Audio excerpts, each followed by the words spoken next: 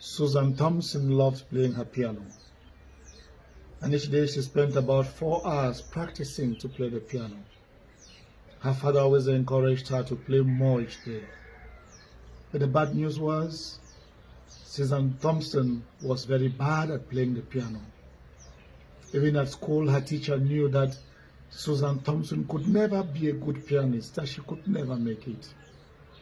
All her efforts and attempts all failed, to the extent that whenever they had a school performance, she was always slated to play the last, so that all the other parents would have left, and they would have the embarrassment of listening to a very poor performance by Susan Thomson.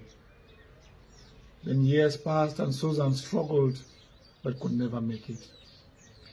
The real problem was that Susan Thomson had just 8 fingers, and so she could never succeed to play all the notes as the others did with 10 fingers. And all her teachers told her that she could never make it. She could never be a good pianist. Time went on. Susan Thomson became a cashier in Walmart and served there for 15 years. And one day while at work, she received a phone call that her father had died.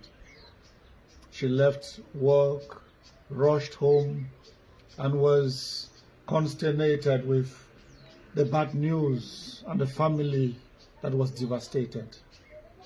After a few days, they assembled for the family funeral to plan for the burial of their father. And Thomson had just one wish, that she wanted to play the piano for the father's funeral. And all the other siblings said this was impossible. They didn't want an embarrassment, because they knew their father's funeral is going to be well attended.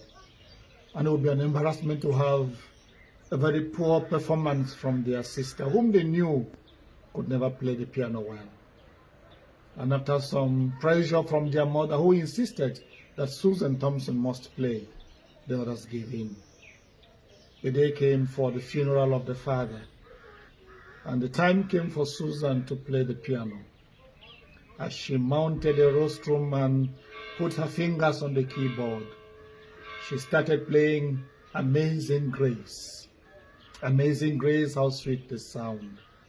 You know, and as she played, you could hear a pin if it dropped in the hall. There was total silence. But it was as if an angel had mounted the piano, and they heard notes they had never heard before. That she played the usual notes and added some of hers that were never there before.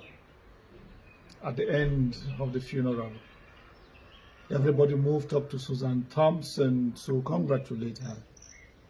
And then some asked her, but what was the sudden transformation? What caused this sudden transformation that you could suddenly play so well? Then Susan smiled and told them, she said, I played so well today because I knew finally my father was listening. You know, Susan's father was born deaf. He could never hear all through his life. But he had been there for Susan, encouraging her to play the piano all along, even when he could not hear even a single note of the piano, accompanying her to performances, though he was deaf. So finally Susan knew that for the first time in all his life, the father could listen to his notes, to listen to her notes from wherever he was.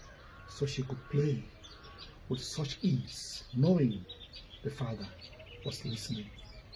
In Psalm 77 verse 1, the psalmist says, I cry aloud to God,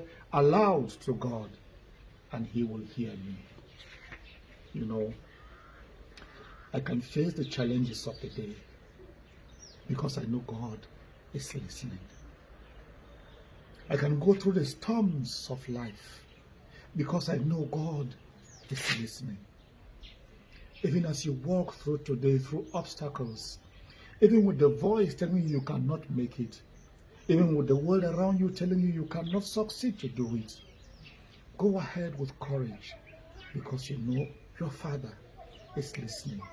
He sits up and he listens to every plea, to every call, to every cry. Have a wonderful day. God bless you.